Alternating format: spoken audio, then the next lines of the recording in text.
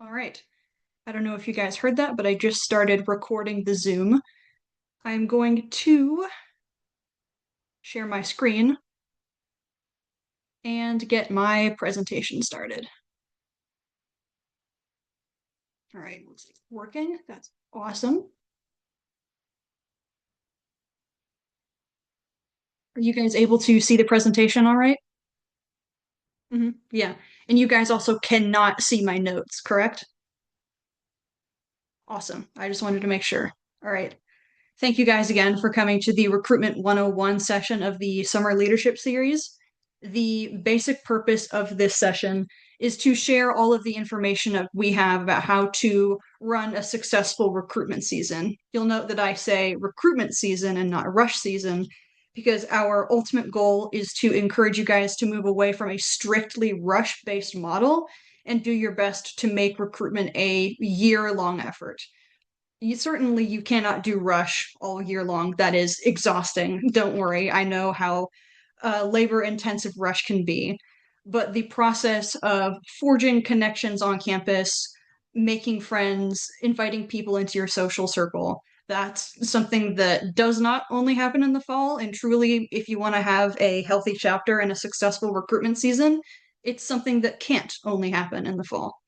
So I'm going to go over all of the information that we partnered with the recruitment organization Phired Up have on the best way to bring in new members, forge connections on your campus, and ensure that your chapter is a more complete part of the whole of your campus, ensuring that you guys aren't just kind of sectioned off in your own little corner. You're forging helpful connections with other people on campus.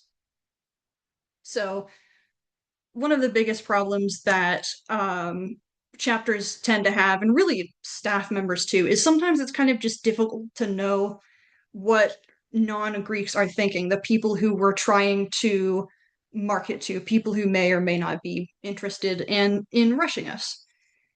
And Phired Up has done kind of extensive research on colleges and the desires of kind of Greeks and non-Greeks alike. And it seems like people are really they have some pretty like serious misconceptions about what it means to be a part of a fraternity or sorority. You can scan the QR code on screen and that will take you to a PDF of some of the research they've done, which I think is pretty impressive. Overall, one of the really big misconceptions that non-Greeks have about us is that they think we're kind of just drunk buddies. We know that connection and friendship is important to us, and they know that sometimes chapters or like Greeks party, but that's really all they know. So they kind of get the vibe that to be a part of a Greek org is really just to pay for drunk buddies. And that sucks because we are so much more than that. And that also really explains why people don't want to come to your events and why people don't want to kind of be part of Greek life sometimes. Why would you pay for drunk buddies, you know? That sucks. And knowing that that misconception is out there, how do you humanize yourself in the eyes of like people who have that misconception? How do you reach out to people and help them know who you actually are? And that may not be as difficult as it initially seems, because even with a misconception like that, 43% of students report either a high, very high, or neutral of level of interest in Greek life. People are curious about us, at least some of them are. They're not immediately kind of disgusted. There are people out there who are accessible for us to reach out to potentially recruit, form friendships with. And of those 43% of students who are interested in Greek life, 3 out of 4, 75% report that they aren't currently part of a Greek org because they were just never recruited. They didn't know how to be a part of the rush or recruitment process. Nobody invited them to an event. Nobody offered them a bid. Like, we just completely overlooked them. 3 out of every 4. Like, think about that. Think about just how many people unfortunately get completely overlooked who may be interested in us, or at the very least aren't like averse to us. That's kind of a not only it is both a massive opportunity and kind of a disappointment that a lot of those people fall through the cracks. And furthermore, 91% of the respondents to Phired Up's survey basically asserted that they were interested in, quote, an organization on campus about high moral development, human connection, leadership, and making a positive impact on the world. I don't know about you guys, but that seems to describe Psi Upsilon and a lot of Greek orgs basically to a T. Our kind of big strengths, our holding our members accountable, making connections with others, providing leadership opportunities, and making the world a better place. And even if we don't use the word Psi U or fraternity directly, 91% of people are interested in something like that. There is a place for us on college campuses. I would argue today more than ever, there is a massive place for us. The world is larger and lonelier and sometimes even scarier than ever. And I think that as an organization whose entire purpose is to forge lifelong friendships, unto us has befallen a mighty friendship. We're in a unique position to enrich people's lives and make the world a better place. So, how do you kind of reach out to potential new members, people who may be interested in us? What is it that potential new members actually want? According to Phired Up's research, really most of them are looking for connection, a place to belong, friends, an opportunity to have fun.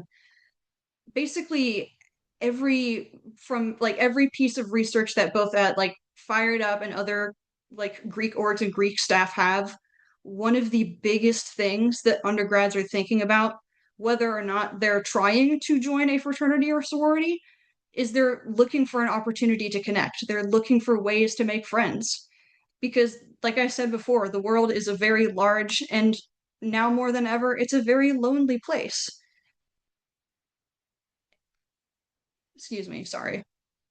Oftentimes, when we're talking to potential new members at either rush events or whether we're just hanging out, it's very tempting to kind of jump into a diatribe about, like, oh, well, our fraternity has the highest GPA on campus. Did you know that we have leadership opportunities? I was Archon for 2 years and it was a big bump to my resume, etc., etc. True, cool and awesome. Chances are not what the potential new members are looking for. Leadership opportunities and high GPAs are fantastic and undeniably. I won't stop you from bragging about those, but that's not what people are thinking about when they're considering rushing a Greek organization. They're looking for friends, a place to belong. So when you are making connections with people, when you're talking to pledges, or when you're talking to potential new members, whether it be through an official recruitment event or whether you're just hanging out with them, be their friend, make connections with them. You don't have to sell the fraternity. I would argue your job during recruitment is not to sell the fraternity, it is to make connections, it is to let potential new members know that they have a place to belong. Now that we have some basic stats out of the way, I want to dive into some of like the core philosophies that are very important to keep in mind as you begin your recruitment process at your chapter. And these carry on not only into your official rush week, but your rush season as a whole. And hopefully, these philosophies that I will share will help you create a worthwhile recruitment system that is not only useful this year, but is useful next year, the year after that. It's something that outlasts you. A strategy change is helpful. A philosophy change will be much more permanent and all encompassing. The first massive philosophy, fingers crossed, you've heard this one before. People join people. Like I said before, it's not really your job to sell the fraternity. Be somebody's friend. Potential new members, when they're hanging out with you, when they're either showing up to events or you're just chilling with them, they don't really care about Psi U. You don't really care about Psi Upsilon until you join, until you've forged friendships with your brothers, until you're a chair, an officer, until you're voting. Psi Upsilon doesn't really mean anything to potential new members. People don't join a nebulous organization out there, or at least a lot of them don't. There are a few special cases, me included, but people join people. Almost all of the people that I talk to, when I ask, hey, why did you join your Psi Upsilon chapter? they usually have one or two people that they talk about right off the bat. Oh yeah, my friend Justin, he rushed the year before me and we were friends. We had a bio class together. He invited me to an event and I connected with the guys instantly. Or uh my friend Bella in my like theater class invited me to an event and we hit it off. Or my friend from high school who I'd known for forever, the one person who I knew going into college, invited me to hang out with some of her friends, and it turned out they were part of a Psi chapter. People join people. Your job is to connect with people. I apologize. I have a frog in my throat. But yeah, do your best to not rely solely on handing flyers out to strangers. Invite friends to events you're having if they think they would enjoy it. If there are classmates whose company you enjoy, let them know that like you guys are having a rush event. Or if you guys are kind of just going out for dinner after chapter, or if you guys have a study group and you think that one of your classmates would enjoy tagging along in the study group, invite them. People are much more likely to show up to an event, rush or otherwise if they know somebody there, at least in passing. How likely are you to show up to an event if you don't know anybody there? If somebody hands you a flyer, says, "Hey, we're a club, show up to our event," what are the chances that you're actually going to show up to that? Not zero, but probably not very high. Versus if a friend tells you, maybe a friend hands you a flyer or sends you a text, it's like, "Hey, me and my friends are going to go grab boba," or "Me and my friends are having like an arts and crafts night for our club. Do you want to show up?" If you know the person who's inviting you, if you make a personal connection, people are much more likely to show up because at the very least they will enjoy your company. They won't have to worry about walking into an entire room of strangers. They will have at least one friendly face there with them. If somebody joins Psi Upsilon, they will join because of you. They will join because of a friend they made, a connection they made with a brother. They will join because of a person. People join people. Secondly, quantity drives quality. How many of you guys have heard the phrase quality over quantity before? Raise your hands. Yeah. The phrase quality over quantity is indeed important, but it cannot be the only tool in your arsenal. Oftentimes, when I am working with chapters and they pull out well, I mean, we only recruited 2 people this semester, but we got quality members. We were aiming for 10, but we got 2, but we know the 2 we got are quality. Like, I apologize, 9 times out of 10, that is just an excuse.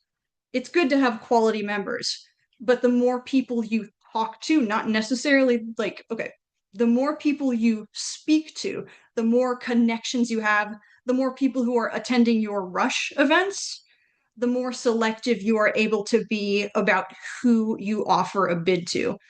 If if 5 people show up to one of your rush events and you give bids out to all 5, what are the chances that all 5 of those people are going to be good brothers, are going to be the ones who show up to every chapter or basically fill out the form that you want them to fill out? The chances are pretty low. But if you are inviting other people to your events, if you invite classmates, if you invite friends and you have 20, maybe 30 people coming to your rush events, you're able to be a lot more selective about who you give bids to. And potentially the 5 or 10 people you offer bids to in that scenario, the chances of them being high quality brothers are much higher. A really good like mental or mathematical heuristic for this is for every one pledge you wish to have or every one bid you want to give out, you want to speak to 10 people. So basically, if your goal for your chapter is you want to have 10 pledges or you want to give out 10 bids, you should probably be not necessarily giving bids to, but talking to about 100 people. And that you is the chapter broadly, not one person. I know talking to 100 people is scary. I know, I got you. It's all right. But basically, the more connections you make with people, whether they be kind of like getting somebody's name in a class and like chatting with them, or inviting a like casual friend to like a Super Bowl watch party that the chapter is having. The more people you have in your social circle, the more people know about you and are friends with you and people in your organization, the more you will be. Hang on, I'm on the wrong slide. I sincerely apologize. Quantity drives quality. Everything I said was true, even if the slide I used was the wrong one. I hope you're sticking with me. But yeah, the more people you know, the more selective you can be about who you give a bid to. That's basically the end all be all of it. Do your best to connect with people and get outside your comfort zone so that when the time comes, you can be selective about who you want to invite into your brotherhood. Don't settle for the few people who saw your flyer and showed up to your event when you could be starting casual conversations with people during class, when you could be inviting some friends from high school to kind of watch a movie with some of your brothers or go grab dinner or something like that. Because you really can't, because moving into the next point, you can't recruit who you don't know, or maybe you can, but it is incredibly hard. Like I said before, what are the chances that somebody is going to look at a flyer and waltz into a room full of people that they don't know? Not zero, but the chances are pretty low. And you can't recruit who you don't know. So, how do you kind of determine who you know? One of the best tactics that work for a lot of chapters that I would highly recommend is having a names list. Show of hands, who's heard of a names list before, or who knows what that is? Got one hand. But yeah, so for those who may not know, that's totally okay. A names list is what it sounds like. This is going to blow your mind. It's a list of names. It is specifically a list of names of people. Um, like it's a list that the chapter comes up together, and it's just people that you know. It's people whose names you know, and potentially if you can get like a phone number or an email, you toss that on the names list too. It's people who may be in your classes, people who you're stuck working at the local pizzeria every Friday together because you got to pay off your student loans. It's people who you're in a study group with, or basically like friends from other groups, friends from other clubs. Oftentimes people from other clubs are a really helpful connection and can be a great way to meet people. A names list is really just a list of people who you know and who you may want to invite to an event. But a names list alone really can't carry you the whole way, which leads us into our next really helpful nugget of info or philosophy, which is the DCBA system. This is simply a way to organize the names that you have on your list. It is a way to keep track of how well you know somebody and to ensure that no matter where you are in the recruitment process, whether you're doing formal rush, whether you're hanging out with people, or really just checking out other clubs on campus to see what groups are out there that you don't know about, what potential connections you could make that you haven't yet. This DCBA system is just a way to like organize who you know and figure out what your next step should be. So the D in DCBA is really just people who are on your list. It is people who you know of, it's acquaintances, and it's people that you think you may want to invite it to an event, or people who you might enjoy having a conversation with. If you know of them and you think it might be worthwhile trying to recruit them, put them on your list. The C are people who you know a little bit better. These are like casual friends. These are people who you would potentially invite to an activity, whether it's like something that the chapter is doing together officially, or whether it's just something you're doing with your friends. If you're, inviting somebody to a Super Bowl watch party, they're a casual friend. If you are just inviting them to like a little arts and crafts thing that you're having with your friends, chances are they are a C.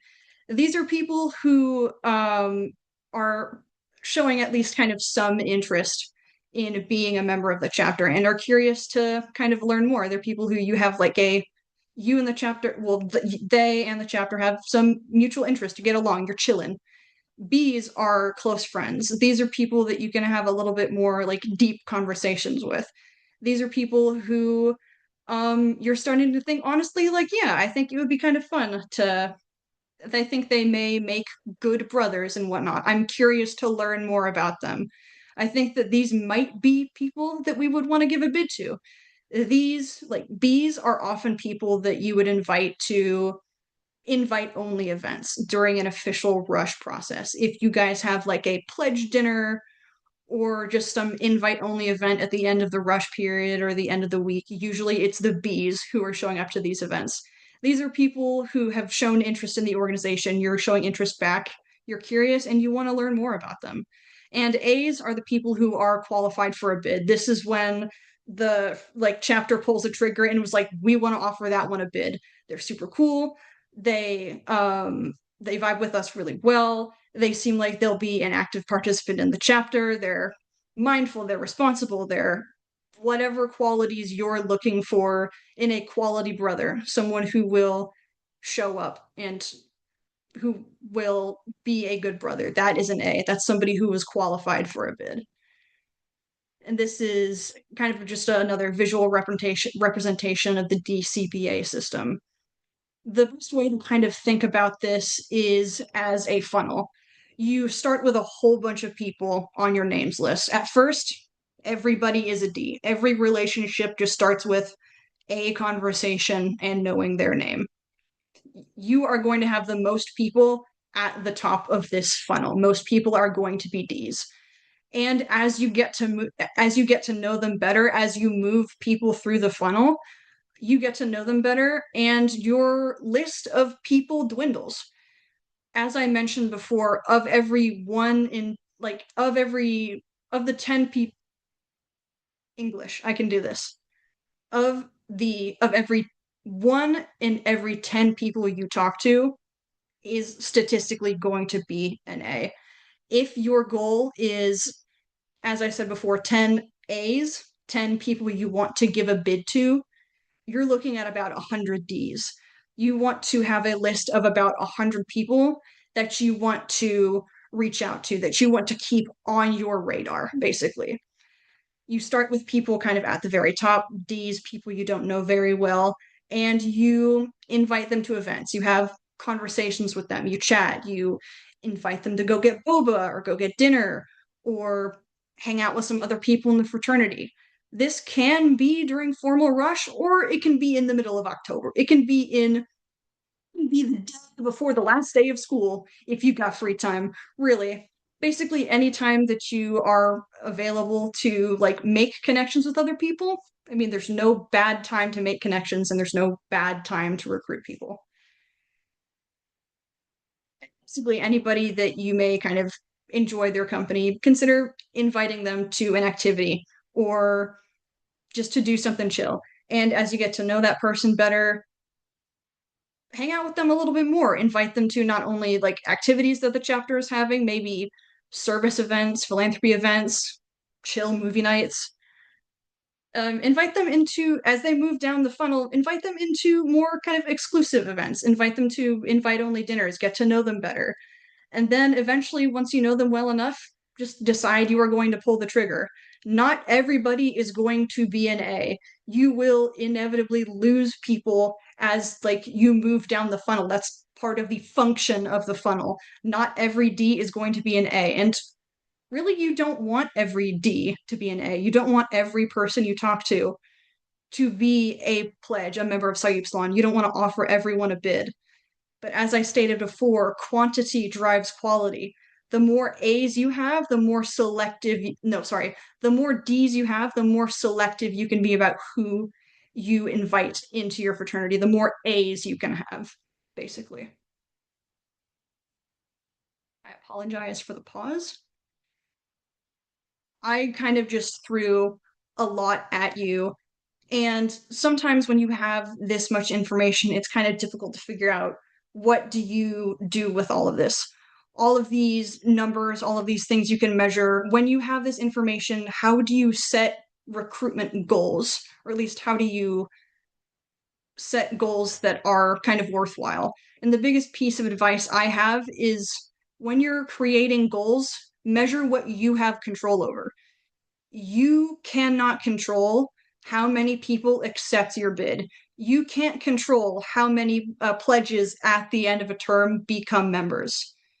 It's awesome to have a number in mind and hopes, but when you're focusing on goals, when you're focusing on, okay, what should our focus be? What should we do today?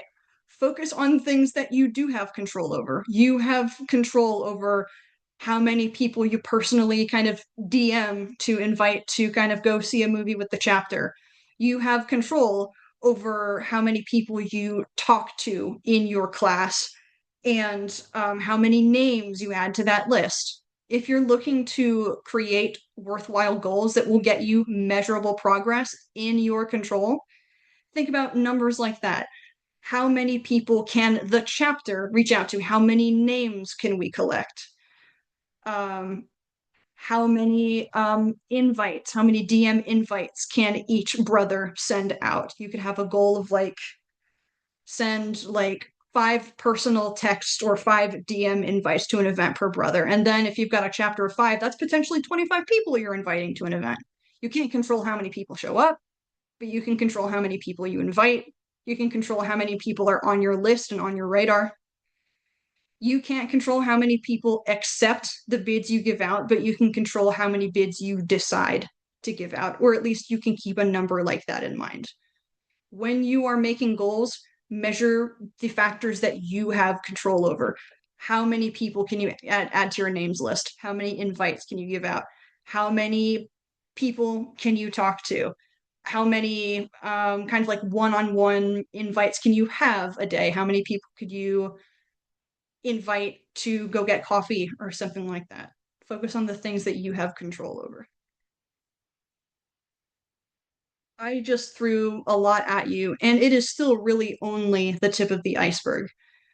If you're looking for more information on recruitment, specifically ways on how to market your chapter, how to kind of be approachable when meeting new people and making connections, how to create authentic connections, how to guide members through the process of giving them a bid, how to create a recruitment system that outlasts you, I would highly, highly, highly recommend checking out Phired Up's recruitment classroom. This resource, which you can either access via the QR code or you'll be able to access it via the Asana page when it goes up, is a very helpful resource. It mentions not only English. It mentions not only everything I have talked about, but a lot of things I didn't even have the opportunity to touch on. It is a very vast and worthwhile resource.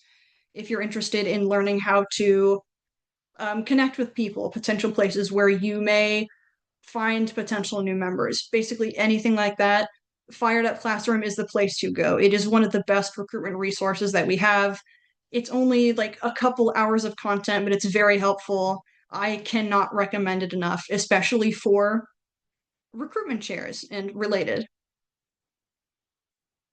That is basically all I have. I'm going to quickly stop the recording. And then if you guys have questions, I would be more than happy to answer them.